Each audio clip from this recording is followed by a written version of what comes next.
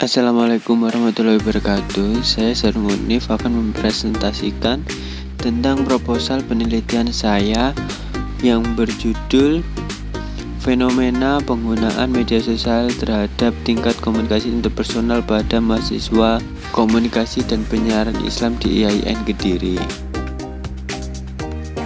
Latar belakang masalah yang pertama yaitu adalah penggunaan media sosial, di mana penggunaan media sosial dari tahun ke tahun itu semakin melonjak. Di situ membuat saya tertarik untuk meneliti tentang media sosial. Dan yang kedua adalah tingkat komunikasi interpersonal. Menurut penelitian Sulaiman, menunjukkan bahwa hasil komunikasi interpersonal itu semakin rendah kualitasnya. Hal tersebut dikarenakan komunikasi menggunakan media sosial yang tinggi akan memberikan kesenangan dan efek kecanduan bagi penggunanya. Dan yang ketiga adalah mahasiswa. Data statistik yang dilakukan oleh APJII atau Asosiasi Penyelenggara Jasa Internet Indonesia tahun 2017, dari segi pendidikan, perguruan tinggi menempati di urutan pertama, baik sarjana S1, S2, S3 ataupun diploma, itu dengan 88,24%, sedangkan SMA 70,54%, SMP 48,53%, dan SD 25,1%, sedangkan yang tidak sekolah hanya 5,45%. Selanjutnya adalah rumusan masalah. Bagaimana fenomena pengguna media sosial terhadap tingkat komunikasi interpersonal pada mahasiswa komunikasi dan penyiaran Islam di IAIN Kediri. Tujuan penelitian yaitu untuk mengetahui fenomena penggunaan media sosial terhadap tingkat komunikasi interpersonal pada mahasiswa komunikasi dan penyiaran Islam di IAIN Kediri. Manfaat penelitian yang pertama adalah manfaat teoritis. Hasil dalam penelitian ini diharapkan dapat memberikan informasi yang bermanfaat terutama bagi perkembangan ilmu komunikasi, khususnya komunikasi interpersonal, serta dapat dijadikan bahan referensi penelitian selanjutnya. Yang kedua adalah manfaat praktis. Penelitian ini diharapkan dapat membuktikan fenomena penggunaan media sosial terhadap tingkat komunikasi interpersonal pada mahasiswa komunikasi dan penyiaran Islam di IAIN Kediri. Penelitian ini juga diharapkan mampu memberikan manfaat terhadap pengguna media sosial. Penelitian terdahulu yang pertama oleh Toto Wahyu Abadi tahun 2013 dengan judul Media Sosial dan Pengembangan Hubungan Interpersonal Remaja di Sidoarjo dalam jurnal Kanal volume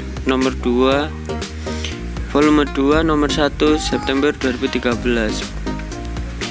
Hasil penelitian menunjukkan bahwa penggunaan situs jejaring sosial remaja banyak dimotivasi untuk mendapatkan berbagai informasi, memperkuat hubungan di antara sesama pengguna situs, melepas ketegangan, memenuhi kebutuhan emosional, dan meningkatkan rasa percaya diri. Yang kedua merupakan skripsi dari Ayu Lestari Nurhadiati tahun 2016 dengan judul Pengaruh Mengakses Media Chatting Terhadap Komunikasi Interpersonal Mahasiswa Jurusan Komunikasi dan Penyiaran Islam. Dan yang ketiga merupakan penelitian dari Muhammad Falih tahun 2020 dengan judul Motif Penggunaan Media Sosial Snapgram di Kalangan Mahasiswa Fakultas Perikanan dan Ilmu Kelautan Universitas Brawijaya.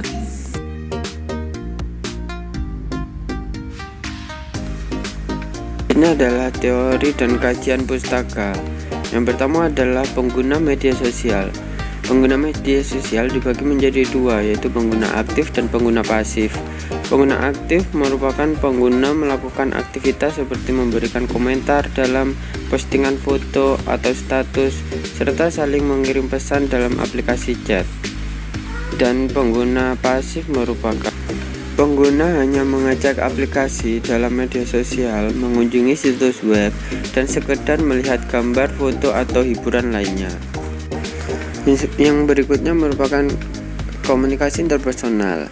Komunikasi interpersonal ialah komunikasi yang dilakukan oleh dua orang atau lebih yang terdapat proses pemberian respon atau tanggapan balik dalam bentuk tatap muka agar terciptanya saling menghargai dalam memberi tanggapan, pendapat, perasaan, dan bertukar pikiran antara satu dengan yang lain.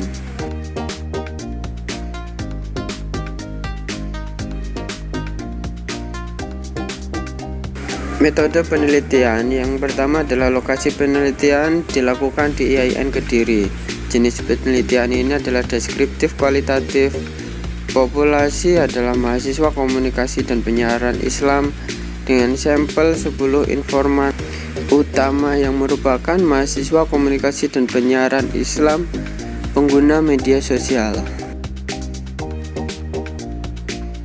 Jenis dan sumber data yaitu adalah primer dan sekunder. Teknik pengumpulan data, observasi, dokumentasi, dan wawancara.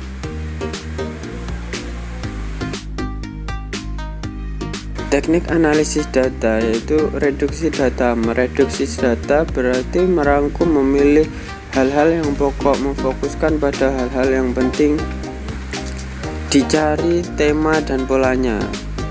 Penyajian data dalam penelitian kualitatif bisa dilakukan dalam bentuk uraian singkat, bagan maupun hubungan natra. Kategori penyajian data akan mempermudah peneliti untuk memahami apa yang terjadi.